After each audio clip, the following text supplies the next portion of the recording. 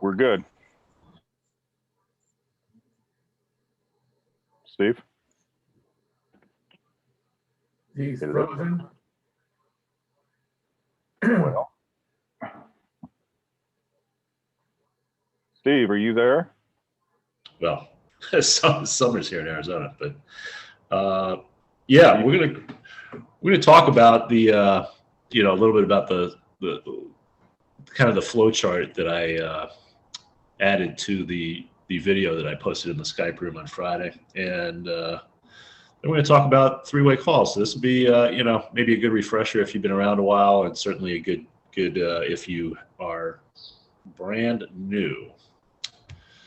So let's get into it. I want to walk you through this flow chart because it's important to understand how our business model works and how to present it to people, right? Because even if you've been around for a little while, you may still not be 100% sure how to present it to prospects. So I think this may help. That one's obvious, right? Someone's got to get started first before this whole. Here we go again. Yeah. Hey, Steve. Steve, you're gone again. Hello. Does he see our video? Just the, There it is. You cut out again for 15 seconds. yeah, I mean, yeah, my internet seems to be a little sketchy here this morning, so I apologize for that. So, anywho, so when somebody gets started, they're going to receive the products and the reseller licenses. That's what makes this business model tick. I don't know if you heard me say that or not. Yeah.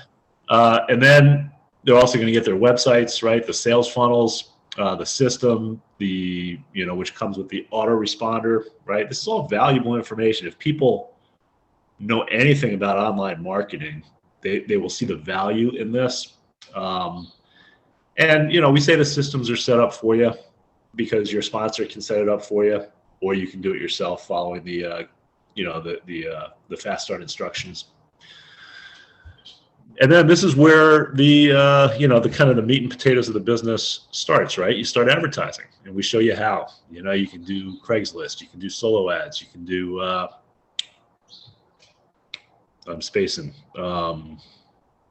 Whatever. We have lots of different advertising strategies that you can do. You can call purchase leads. That's what I was thinking about. Then some prospects are going to go to your website, right? Somewhere in that 10 to 30% range, depending on where your advertising will actually opt in, okay, to receive more information. They're going to opt into your lead capture page. If you're new, opt-in just means that they enter their name, email, and maybe phone number into your capture page. That's what's called opting in. Then, ideally, they watch the webinar, right? A lot of them are not going to do that, but the ones that ultimately may sign up are going to watch the webinar and review the website and review the other information. Super important, right? And this is very important that even prospects understand this, that there's an automated follow-up system. There's been studies done in marketing that say that, someone needs to see an offer 5 to 12 times before they purchase. Usually they don't purchase the first time they see something. So, it's important to follow up, and to have a built-in follow-up system is a really big selling point. Those who are interested, when they're interested, right? They're not always interested when we want them to be interested in. They're interested when they're ready to be interested. Request a callback, right? If you're using, Schedule Once or Calendly. Some of you use Calendly. If you're using one of those, they can request a callback. Otherwise, they're going to need to either email you or give you a call. Either way, they want to get their questions answered. They're going to contact you. Now, this is really big, and then John's going to talk about this as well after I get through this flow chart here, is that a team leader, and we say Wow. Well, A team leader will get on the phone with you and help close the sale, and we do that for free. Some of our competition charges 50%. I'm just talking until Steve jumps back on. And then, did I cut out again? Yeah, Yep. that's right. I covered for you. Go ahead. All right. Yeah, you're missing some really valuable information, unfortunately. Then when the sale closes, like I said, you receive 100% commission. Okay, this is a big selling point. Our competition typically takes 50%. Okay, but here you're going to receive 100% of the commission, which is going to range obviously from $995 to $9,995. And then you repeat the process. So really the big key for you and for our prospects to understand is they need to advertise, right? They need to advertise to get that traffic flowing into their system so that the follow-up system can work and the webinar presentations can work to convert those prospects into sales. I don't know how much you missed, unfortunately, because I just kept going, but I jumped in and covered, so it's all right. this is essentially it. Before John gets to talking about three-way calls, I just wanted to show you in case you missed it. This is your page 152 that I put in the Skype room on Friday. I put it in the Skype room, I guess, a couple weeks ago, but I updated the video. So now the first part of the video includes this flow chart that I just went through. And, then I think I did a little bit better job talking about the back offices of both the training and the marketing system. So this is a page that, if you have leads in your system, like you didn't start yesterday, you have leads in your system, you should send this video out to them because, it's kind of eye-opening. They watch the webinar presentation and we talk about digital products and we talk about you're getting websites and this and that. But for them to actually be able to see it is powerful, and it takes something that's intangible and makes it tangible, so they see what they're getting for their money. And that's a big selling point. So, use this video for that purpose, I think. All right, John. Yeah, I wanted to mention something about this flow chart. Could you put that back up there? As Steve was saying, the part about generating leads, any business has to have prospects. So think of your business as a vehicle. Our vehicle is the LCG, the Lifestyle Consulting Group business model. There isn't anything fraudulent about this vehicle. It's proven for almost 30 years. This type of vehicle works, but you have to feed it prospects. Otherwise, it doesn't work. It's just a flow chart that looks cute, sitting there with a bunch of training and digital products and potential, but it doesn't work unless you put it in. So think of the analogy as a car. You could have the greatest Bugatti and Ferrari or Volkswagen, it doesn't matter, but it's just going to sit there looking cute and you put gas in it and start it up. And this seems obvious, but I've been in the business now, 6.5, 7 years, and Michael a lot longer than me. And this thing, the people that don't do well and struggle, you always trace it back to not having enough consistent leads going through this vehicle, this machinery. It's like buying this car and it just sits in front of your house and you call the dealer up and say, my Range Rover is just not working. What do you mean it's not working? It's just sitting there. It's like, you put any gas in and start it up. Oh, yeah, I keep forgetting to do. There's no excuse for that. So I want this recorded because we have an incredibly lucrative and powerful business model. If you run into any problems, and there's all kinds of little micro problems, but you're going to trace the major problem back to not putting your gasoline in your car, and that's why it's not working. So we could talk about three ways, and we can talk about prospects to your websites and calling them back and everything, but there's nobody to call back, and the machinery doesn't even work if you don't. So how you get those prospects, that's probably another training, but there's a lot of that training on your training site, anywhere from Craigslist ads, which are classified ads, and paid leads that you can purchase. You could even go to your warm market if you wanted to. Gasoline is gasoline. However you raise interest and find prospects, you should be obsessed. If you're obsessed with one thing on this business, please be obsessed with building up your pipeline and advertising, promoting, and putting leads into your system. You cannot fail if you put leads into your system. So I just wanted to mention that. Guys, wanted to say anything? Yeah, that was good that you added that. That's very true. I mean, since I came online in 2009, doing online businesses, that's what was drilled into me, was just keep generating leads, right?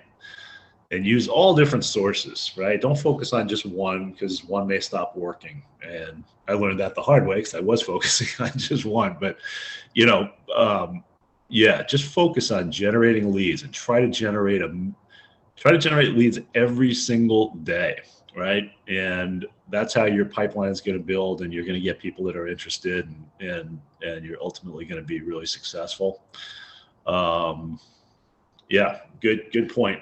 Hey, I just wanted to add one thing too, because I have somebody that just got started last week, and they purchased some leads to call, and they asked if they could just add them to their autoresponder too. And I just wanted to clarify for people that may not know this, that you can't do that with purchase leads. The only leads that go into your autoresponder are leads that you generate yourself by having them opt into your lead capture page. Those are the spam laws. So you can't add leads that didn't enter their information in your capture page into your system. So, but you contact those leads and promote to them. The whole idea. Right. Yep. Correctamundo. All right. Michael, did you have anything to add to that flow chart at all? No, you hit it all. You got it. Cool. Now, one of the most important parts, other than generating leads, which is the most important part, otherwise you don't even get to this. But at the end of this flow, as it goes, you look at it, an expert is going to contact a team leader and help you answer those questions to the people who are interested. Some will, some won't be interested. The ones that are interested are going to have questions. I very rarely have people that just opt into the system, and when it happens, it happens. It just happened to me with a really great prospect who's now a team member, who I know is going to do really good. She thoroughly did her homework and watched all the videos and checked everything and surfed it, called me up. Amen. That doesn't happen all the time. Most of the time, you got to work a little bit for these leads, and they need to have their questions answered. So this is a little chart I put together on the importance and how to do three-way calls with that team leader. So if you look at the top, before you set up a call, so let's say let me back up. You have a prospect who's interested and wants some questions.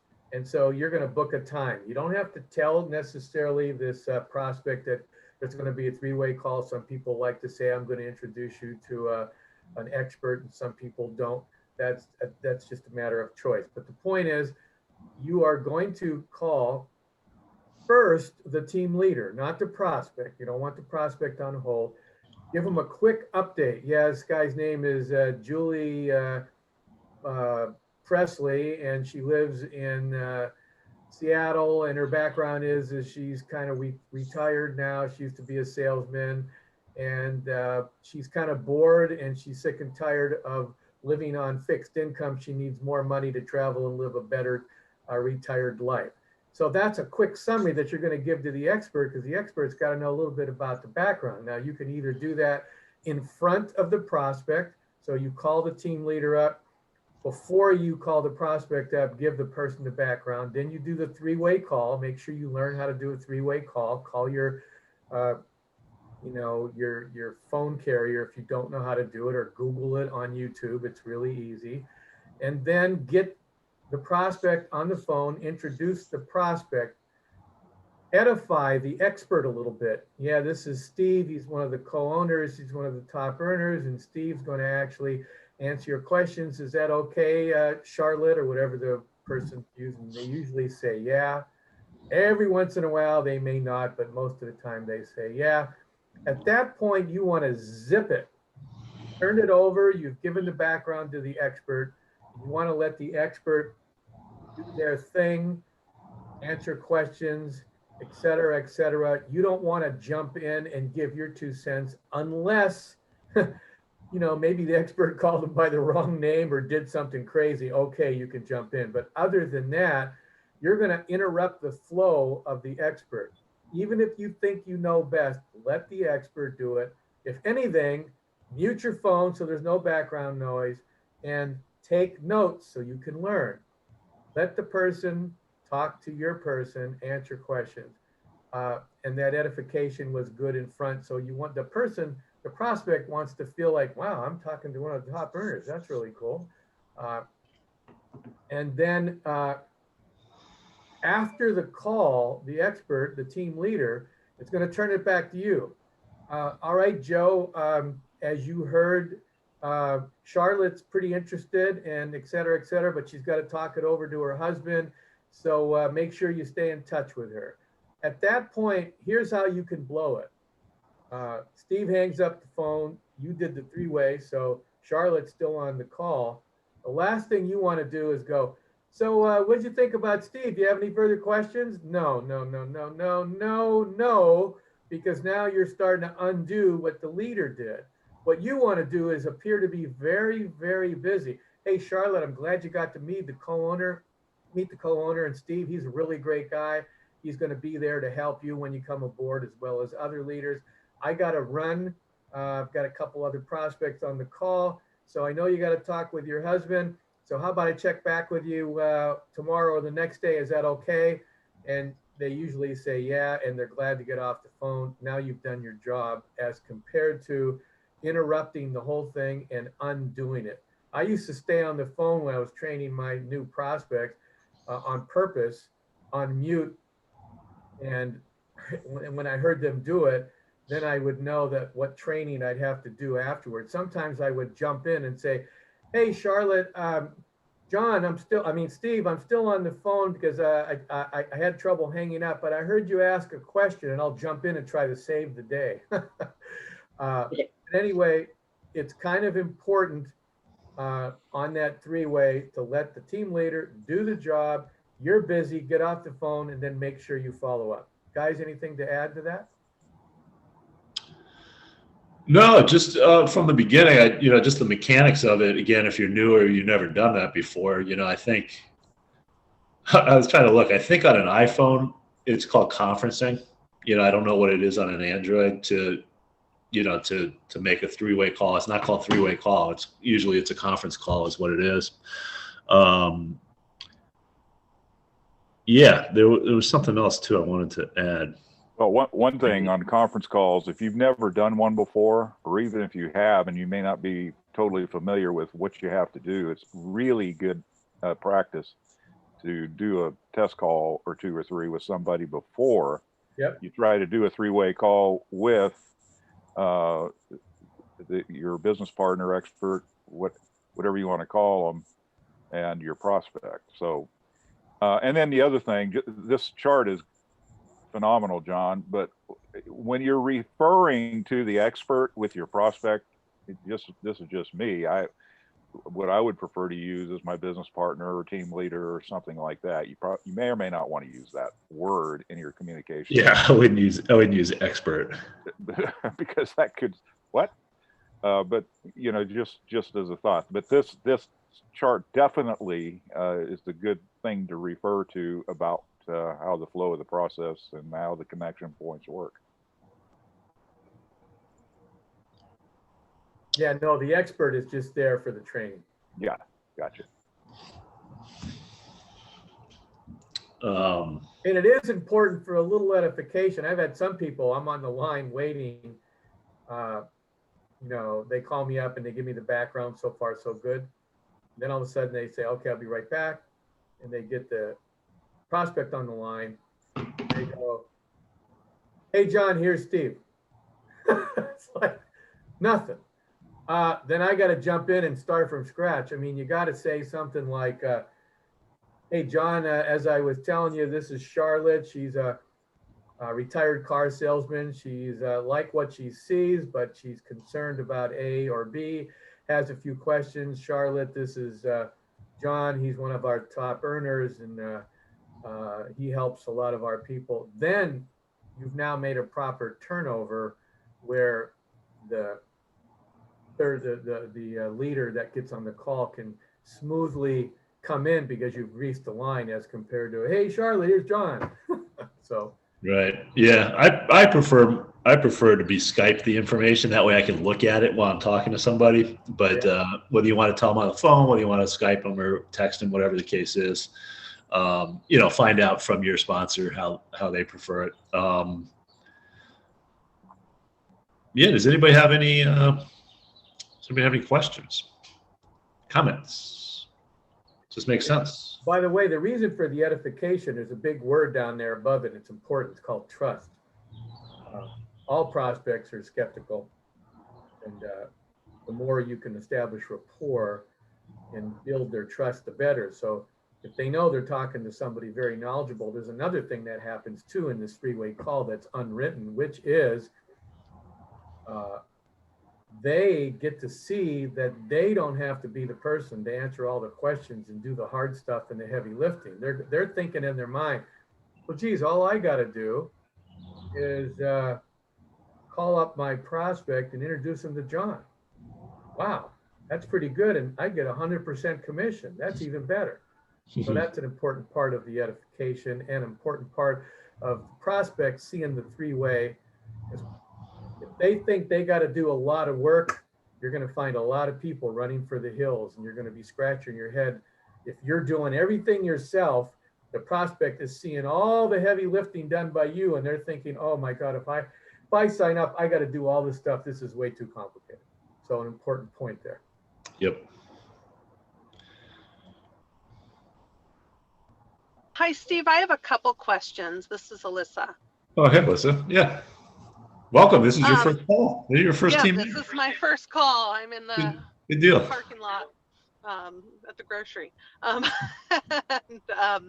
So my first question is not related to third-party calling. It's actually, what is the suggested average number of leads per month that should be the goal? Because I know we're looking at 2 sales per month, but is there a goal of leads? Just that helps give me some idea. Yeah.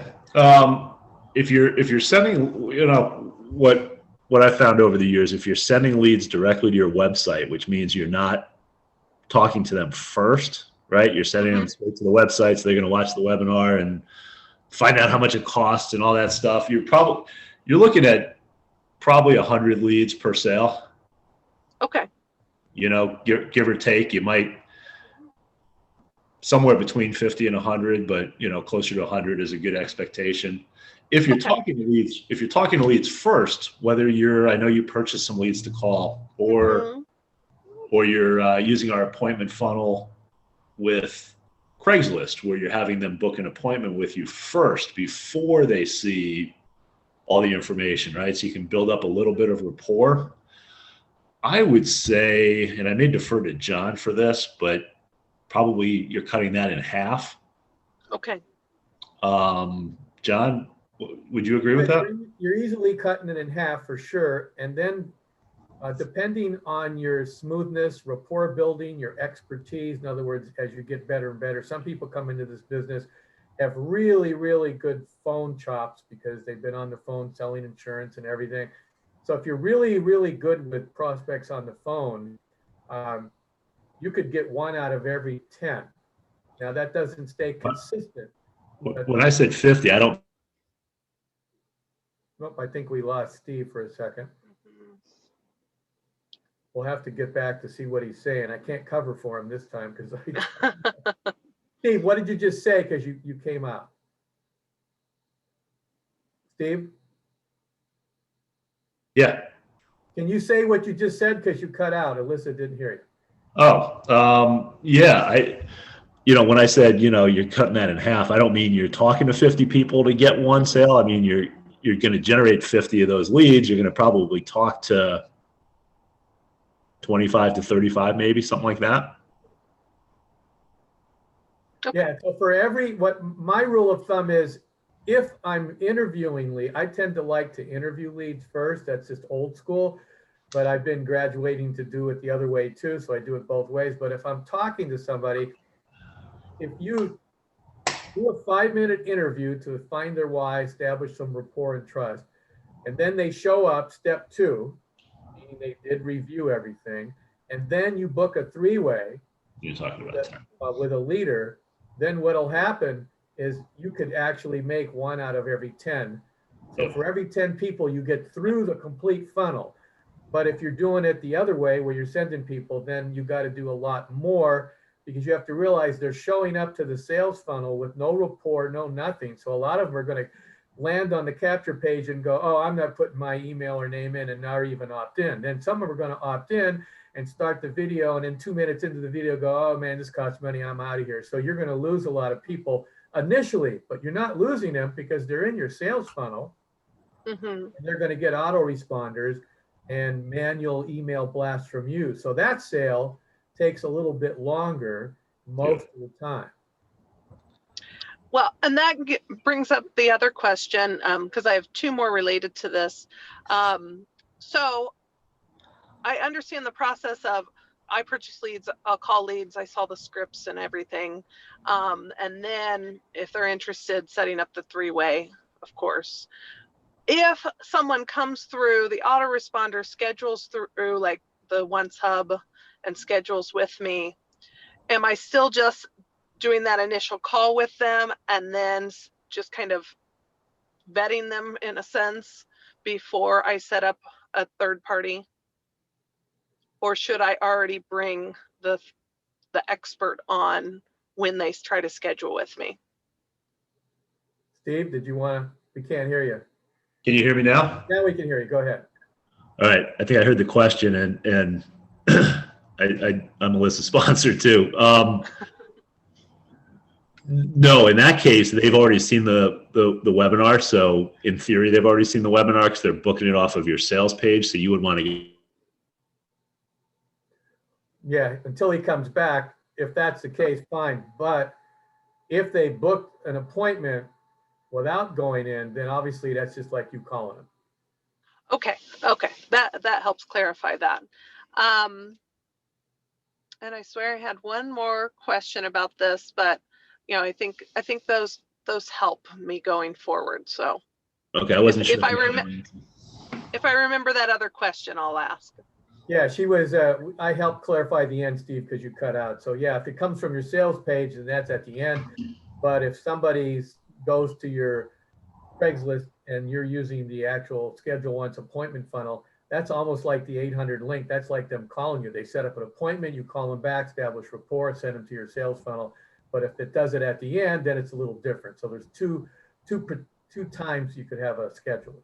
Yeah, that's why I like to have different questions on the form, because that way if they're an initial call or if they're a second call. Sure. Are anybody else? Thank you. Questions? Comments? Questions? Thought I heard somebody there. Did somebody try to make a comment there? Guess not. This All is right. Terry. Hi. Terry. Hi. I just got my very first 800 link message. And so am I correct to understand that I first call them to get a rapport Right. and see where they're at, and then set up a time where we can do a 3-way? Yeah, so what I would like you to do, since I'm your sponsor and you're brand new at this, I'll do your first couple with you. So later on this afternoon, I think we are going to meet. Right. Let's call, let's do a 3-way, and I'll call that prospect from the 800 link with you, and you can hear how I do my 4 or 5 minute interviews. And a couple of those, then you'll really be genned into the whole process. How's that? Sounds good. But actually, that you're correct. Any 800 link numbers, you want to call them up. Don't spend too long. interview them, find out their background, find their why they're looking. And then right before you hang up, you're going to tell them that you're going to send them an email or a text to go view the opportunity, and then book a time for the follow-up. And I'll go through that whole process with you. Okay, great. Thanks. Congrats on your first one, though. Thank you. See, that shows that the system works, right? It's just a number. It's just a numbers game.